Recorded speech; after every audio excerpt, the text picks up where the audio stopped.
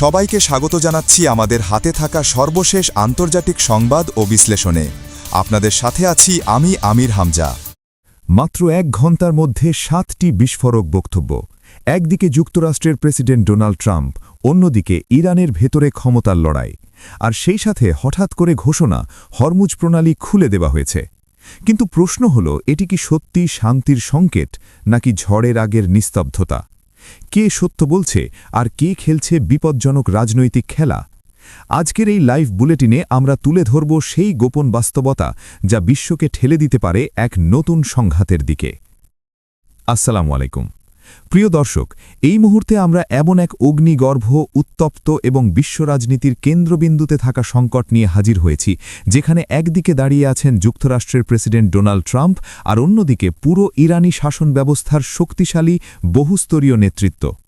পরিস্থিতি এমন এক জায়গায় এসে দাঁড়িয়েছে যেখানে একটিমাত্র সিদ্ধান্ত, একটিমাত্র ভুল শব্দ, একটিমাত্র ভুল ব্যাখ্যা পুরো মধ্যপ্রাচ্যকে আবারও আগুনে জ্বালিয়ে দিতে পারে।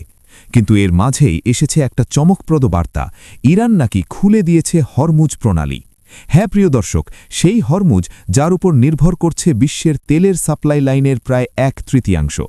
কিন্তু এখানেই গল্প শেষ নয়, এখান থেকেই শুরু আসল নাটক। কারণ যেখানে কূটনৈতিকভাবে এই ঘোষণা স্বস্তির বার্তা দিতে পারত, ঠিক সেখানেই এসে বিস্ফোরণ ঘটালেন ডোনাল্ড ট্রাম্প। তিনি চুপ থাকতে পারলেন না, তিনি সামনে এসে বললেন, আমি করেছি, আমি ঠিক করেছি, আমি চাপ দিয়েছি। এবং এই একটি বক্তব্যই পুরো পরিস্থিতিকে আবারও ঘোলা করে দিল।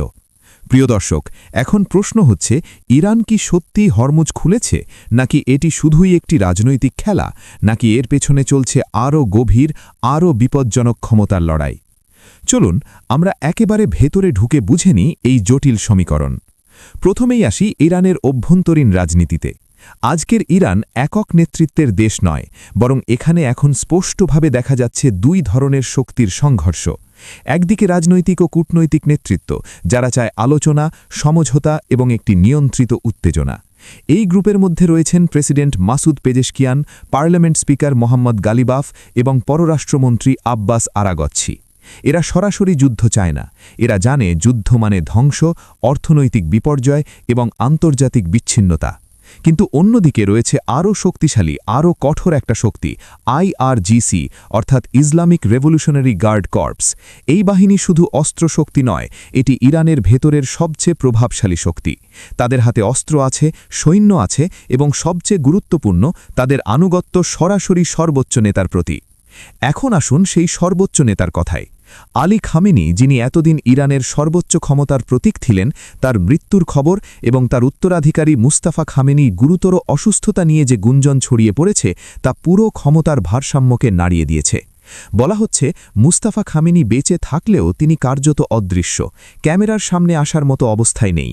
ফলে বাস্তবে দেশ চালাচ্ছে কারা? অনেক বিশ্লেষক বলছেন IRGC এখন আসল ক্ষমতার কেন্দ্র।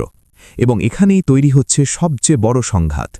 একদিকে দূতাবাসিক নেতৃত্ব বলছে, চলুন আলোচনায় বসি, কিছু ছাড় দিই, কিছু নিই এবং পরিস্থিতি ঠান্ডা করি। অন্যদিকে IRGC বলছে, না, এক চুলও পিছু হটা যাবে না। এখন আপনি যদি এই দুই শক্তির মাঝখানে হরমুজ প্রণালীর প্রশ্নটি বসান, তাহলে পুরো ছবিটা পরিষ্কার হয়ে যায়।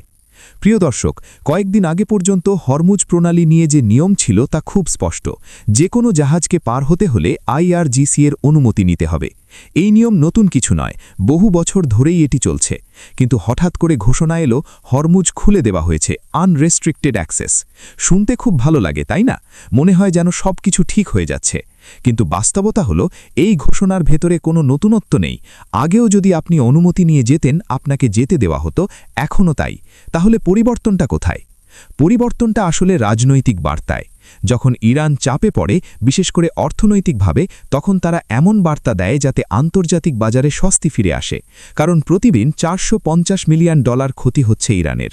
এই ক্ষতি তারা দীর্ঘদিন বহন করতে পারবে না। কিন্তু সমস্যা হলো, এই বার্তা সবাই একভাবে নিচ্ছে না। যুক্তরাষ্ট্র বলছে, আমাদের চাপের ফলেই ইরান নত হয়েছে। ইরান বলছে, আমরা কোনো চাপের কাছে নত হইনি।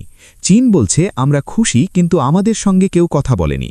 এবং এই তিনটি ভিন্ন ভিন্ন প্রতিক্রিয়া দেখেই বোঝা যাচ্ছে পুরো বিশ্ব এখন বিভ্রান্ত। আর এই বিভ্রান্তির পেছনে রয়েছে দুটি বড় কারণ। প্রথম কারণ ডোনাল্ড ট্রাম্পের অপ্রত্যাশিত আচরণ। তিনি কখন কি বলবেন, কিভাবে বলবেন তা কেউ জানে না। সকালে এক কথা, বিকেলে আরেক, রাতে আবার অন্য কিছু। ফলে যুক্তরাষ্ট্রের নীতিও অনেক সময় ব্যক্তিগত বক্তব্যের ওপর নির্ভর করে যাচ্ছে। দ্বিতীয় কারণ ইরানের ভেতরের ক্ষমতার লড়াই। দূতাবাসিক নেতৃত্ব যখন কোনো সমঝোতার দিকে এগোয় তখন আইআরজিসি তা টেনে ধরে। এমনকি রিপোর্ট এসেছে ইসলামাবাদে বৈঠকের সময় ইরানের প্রতিনিধিরা যখন কিছু ছাড় দিতে চাইছিলেন তখন তেহরান থেকে আইআরজিসি কমান্ডাররা সরাসরি নির্দেশ দেন, এই নাটক বন্ধ করো।